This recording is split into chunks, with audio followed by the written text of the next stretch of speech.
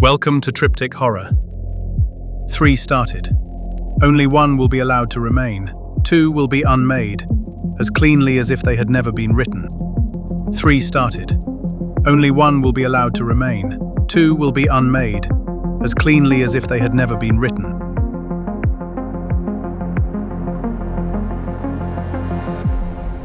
This is Tryptic Horror. Blind Threshold by Morgan Olson. Tryptic Horror. Haseem knew how to follow rules. He wasn't proud of it, but it kept him alive longer than most. On the Cutoff, rules weren't about right and wrong. They were about what didn't get you folded into something else, what didn't get you mistaken, what didn't get you seen by the wrong thing at the wrong time. The road was called the Cutoff because once, a long time ago, it had been a shortcut between 2 places that mattered. The places didn't matter anymore. The road kept going anyway. People used it because there wasn't really anything else, and because once you'd been on it for a while, the idea of leaving started to sound more frightening than the idea of staying. There were dozens of rules. Don't take a name that isn't yours. Don't answer a question that wasn't asked out loud. Don't ride past mile-marker glass when the sky looks like wet metal. Don't trade with anyone whose breath you can't see in the cold. Don't whistle. Don't count out loud. Don't look back at a sound you don't recognize, because looking back makes it true. Most of them made sense after a while. You learned them the way an animal learns heat, by touching it once and remembering forever. After a season on the Cutoff, Haseem had stopped questioning the small ones. He didn't whistle. He counted in his head. He let unfamiliar sounds pass behind him without curiosity, the way a deer learns to let the rifle's click be just another sound in the trees. But the one that never sat right with him was the one everyone said like it was obvious. Don't mess with a blind threshold. They said it the way they said, don't step in front of a moving truck. Casual, finished. No room for questions. If you asked what it meant, people got quiet. Or changed the subject. Or worse, they gave you 3 different answers and none of them matched. A door, one woman had said, or a stretch of road, or a place where 2 things meet that shouldn't. A pause, said another. A pause that hasn't decided yet what it's a pause in. A man at a fire had said. Just a part of the road that ain't been touched yet, and then refused to say anything else for the rest of the night. Haseem didn't like rules that didn't have edges. He'd seen what happened when people broke the other ones. The rules, with consequences shaped like sentences, with subjects and verbs and clean grammatical ends. He'd seen a man answer a question that came from a radio with no battery in it. The man walked off the shoulder of the road like he'd been invited somewhere, and the ground didn't argue with him, just took him, no sound. No struggle. Like a door had been waiting on the other side of his step, and the step had finally arrived. He'd seen a girl whistle on a clear afternoon and watched the wind change direction to follow her. She kept walking. The wind kept following. She made it 3 more miles before she sat down at the side of the road and didn't get up. And by then, the wind had a shape in it that none of them wanted to look at. He'd seen a boy count out loud, just 1, 2, 3, and watched the 3rd thing be something that hadn't been there at 1. These were rules with consequences. They taught you. They made the world legible in a way that you could carry. After enough of them, your body started to know things your mind hadn't agreed to. Haseem could feel the shape of the sky now without looking up. He could tell when a town was empty before he reached its first house. His skin did things his thoughts didn't ask it to. That, he understood, was the road working on him. Animal lessons. He had become a thing that lived on the Cutoff the way other things lived in burrows. But blind threshold.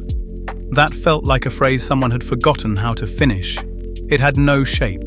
It pointed nowhere. It just told him to behave around something he couldn't name, and that was the kind of rule his hands itched against. He'd been on the Cutoff for, he didn't know. Time on the road was something you measured in seasons of light, not in days. The sun came up white sometimes, and other times the color of an old coin. There were stretches where the sky was held in place by something he couldn't see, and other stretches where it leaked. He'd stopped counting. He'd stopped trying to remember the place he'd been before. He had a knife. He had a coat. He had a memory of his mother's voice that he could call up most nights, though the words she said in the memory had started to drift, and he wasn't sure anymore which sentences were hers and which the road had given her. He had the rules. He kept moving, because moving was a rule too, an unspoken one, the deepest kind. People who stopped on the cutoff for too long became part of it. He'd seen them, standing at intersections, sitting on porches of houses that weren't there yesterday, smiling at travellers in a way that made the travellers walk faster. They weren't cruel. They were just no longer separate from the road. The cutoff had absorbed them and was using them now, the way a body uses fingernails. Haseem did not want to be a fingernail. So he moved, and he followed the rules, and he tried not to push at the unfinished ones, even when they itched. He first heard Blind Threshold from Lucas, late in a gas station that had no pumps and no clock, just a light that hummed, and shelves full of things that didn't have labels anymore, cans and bottles and boxes, whose words had slid off them, leaving only the faint impression of where letters used to be. Lucas had a way of looking at things sideways, like he was used to seeing the second version of them. He was older than Haseem by a decade or two. It was hard to tell on the road. People aged strangely here, sometimes backward in patches. And he had the kind of voice that told you he'd survived more than he was going to talk about. They were both pretending to shop. Pretending was important in places like that gas station. The light didn't like being noticed too directly. "You're new still," Lucas said, holding a can that might have been beans, considering it like a man considering a chess move. "Not that new." "New enough." Lucas set the can down. "You know about blind thresholds. I know the rule. Don't interfere with one. If it hasn't seen you, leave it that way. Walk past. Don't speak. Don't point. Don't think loud near it." "What is it?" Lucas's eyes did the sideways thing. Not at Haseem, at the air just past Haseem's left shoulder, where there was nothing. "Boy," he said softly. "If I knew that, it wouldn't be blind." He picked up a bottle, turned it in his hand. The liquid inside moved a half-second later than the bottle did. He set it down. "Just listen. There's places on the road that haven't decided yet. They're not anything. They're not anywhere. They're just sitting there, waiting to be a thing. And what makes them a thing is being noticed. By the wrong creature. In the wrong way. And then they're a place you don't want to go." Lucas paid for nothing with coins that didn't ring right. And worse, they know you're the one who made them. He walked out into a night that had too many directions, and Haseem stood under the humming light for a long time, with his hand resting on a shelf of unmarked cans, trying to imagine what it meant for a place to be looking for him. The trouble was, he could imagine it. That was the problem. His mind, animal as it had become, could already feel a shape out there in the dark, with his name written on it in handwriting he didn't recognize. He left the gas station and got back on the road. He told himself he would follow the rule. He told himself he was good at rules. He noticed it first in small ways. People on the road sometimes paused mid-step, like they were waiting for something to catch up to them. He'd see a traveller walking ahead of him on a long, flat stretch, and the traveller's left foot would hover. Just for a breath, too long. Before coming down. Like the foot had been about to land somewhere else, and then chose this ground at the last second. The traveller never seemed to notice, but Haseem noticed, and the noticing put a shiver in the back of his neck that the road had taught him not to ignore. Conversations would hitch. He'd be talking to someone at a fire. They were everywhere, the small fires, in metal drums and on stones, lit by no one Haseem ever saw lighting them. And the other person would say a sentence that took a fraction too long between its words. Like the speaker was listening to a second version of the sentence somewhere else and waiting for the two versions to agree before continuing. He started seeing places where the air didn't move, just patches, not in the way that still air doesn't move, but in the way that something that hasn't been told to exist yet doesn't move. He'd walk past one of these patches, and his skin would tighten across his bones. And afterward, he'd find he had been holding his breath without knowing it. He didn't know if these were blind thresholds. He didn't know if the patches were them, or if the patches were something near them, or if blind thresholds were something else entirely, and he was inventing a category for his fear. But he started giving the patches a wide berth. He started crossing to the other side of the road when he saw the air go quiet. The animal in him approved. Once, he saw a man standing at the mouth of a bridge, a small bridge over a creek that didn't have water in it, just a shallow stone bed with leaves, and the man wasn't crossing. He was just standing at the threshold of the bridge, looking at it, the way you might look at a sentence you couldn't finish reading.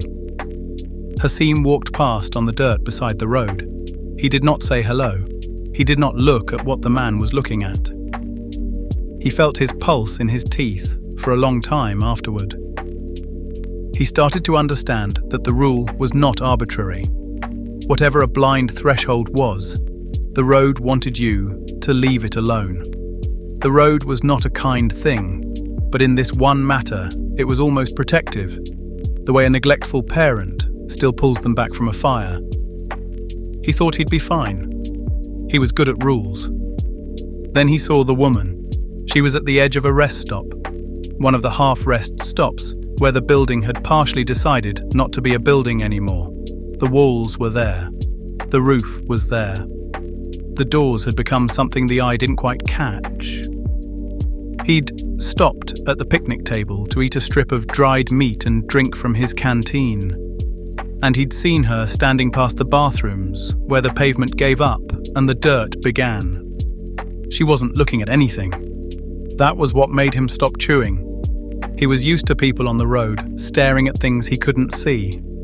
That was almost normal. People on the Cutoff developed strange focal points, things only their eyes could pick out. You learned not to look in the direction they were looking.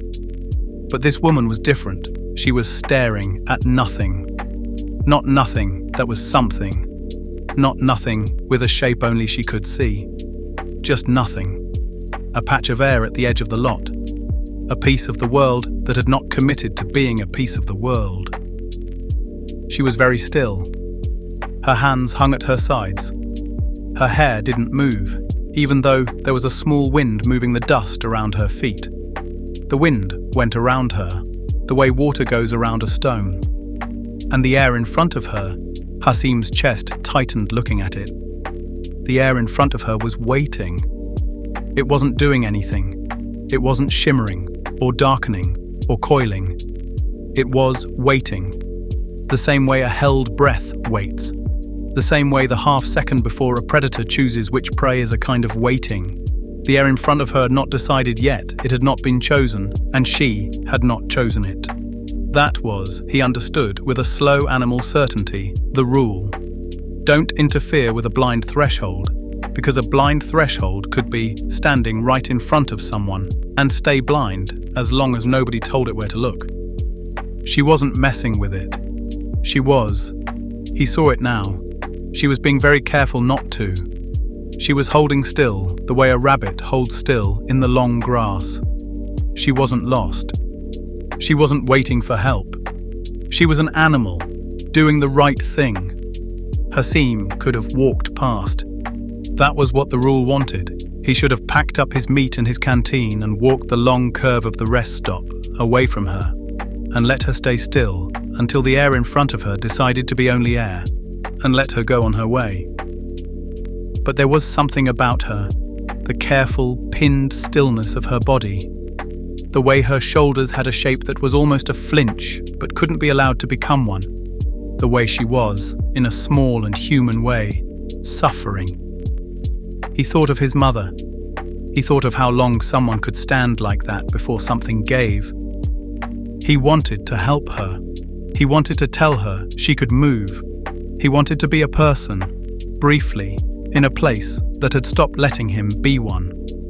He took a breath. His body did not want him to take that breath. The animal in him went rigid. His pulse climbed up the back of his throat. His hands, on the picnic table, had pressed down hard enough to whiten his knuckles, and he hadn't told them to. The rules were always loudest in the body. He had learned that. He had learned to listen. He didn't listen. Hey," he said. It was barely a sound. The kind of thing you say to a stranger so you don't startle them. It came out soft, harmless, careful as a hand offered to a frightened dog. The woman didn't turn right away. He saw her shoulders close, the smallest motion, like a door easing shut.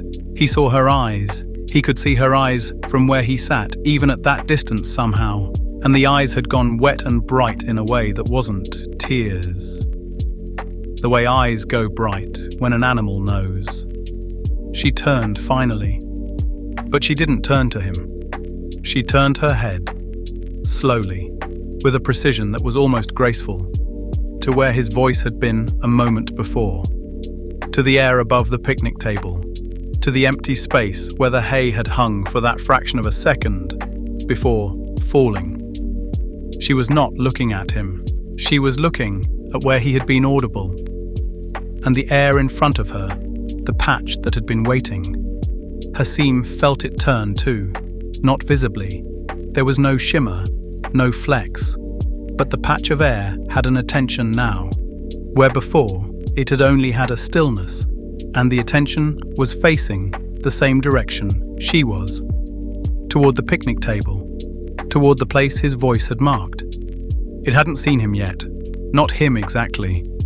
It had only seen the place he had spoken from, the print of him in the air.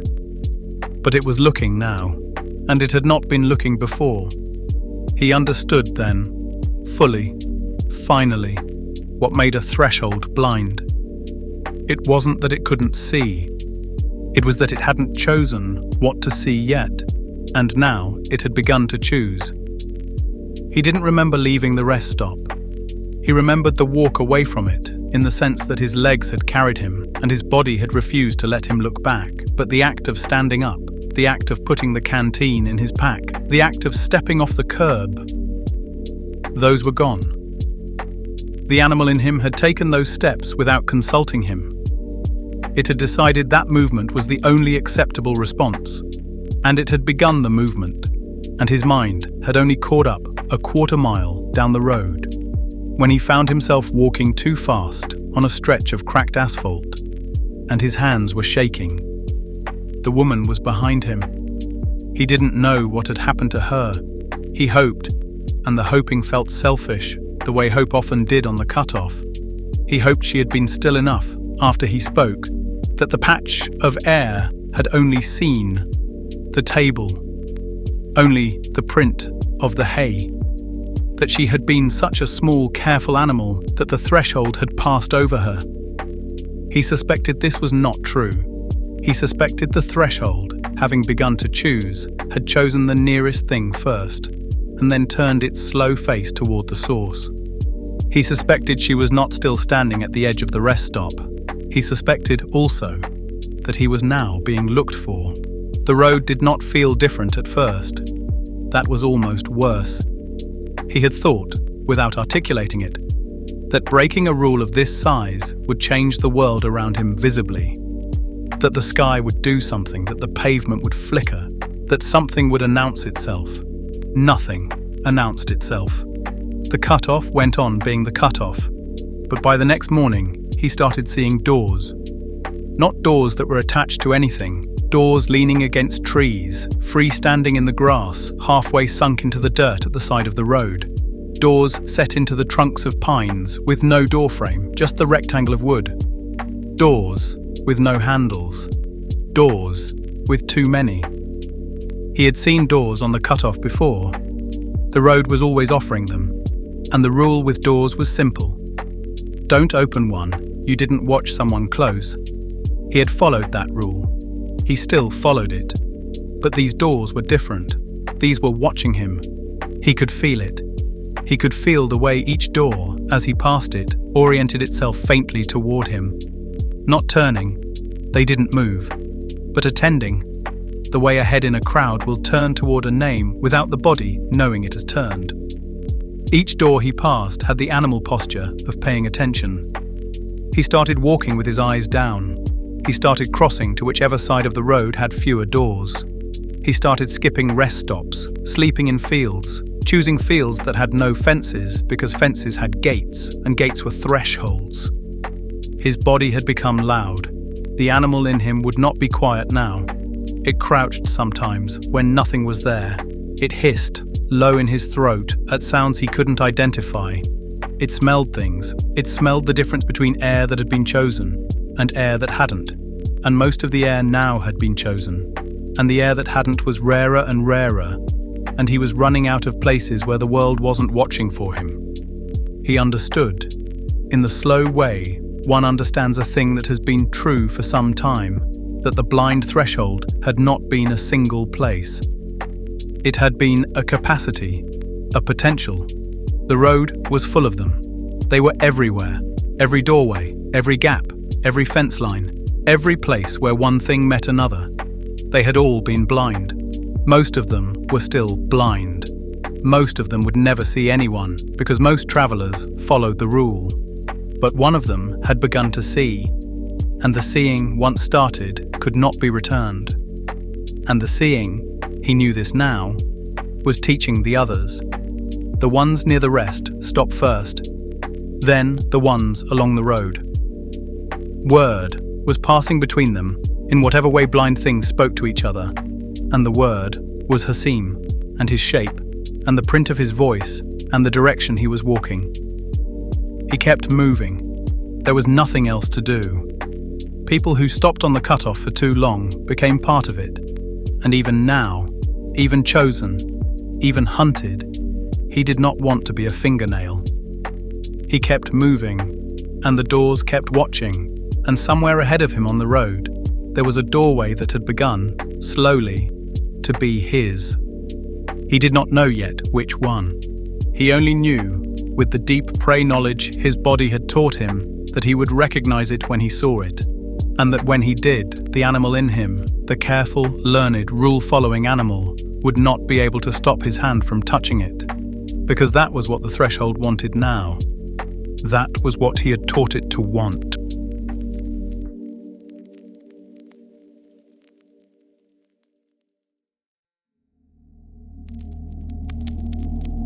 Tryptic Horror is a production of Static Oracle Press, written and produced by Morgan Olson. New transmissions surface weekly. For more recovered recordings, find the Tryptic Horror playlist on this channel. This has been a work of fiction. Any resemblance to roads, rules, stations, or blind systems you may have encountered is coincidental and should not be acted upon. 3 started, 1 remains. Until the next telling. This was Tryptic Horror.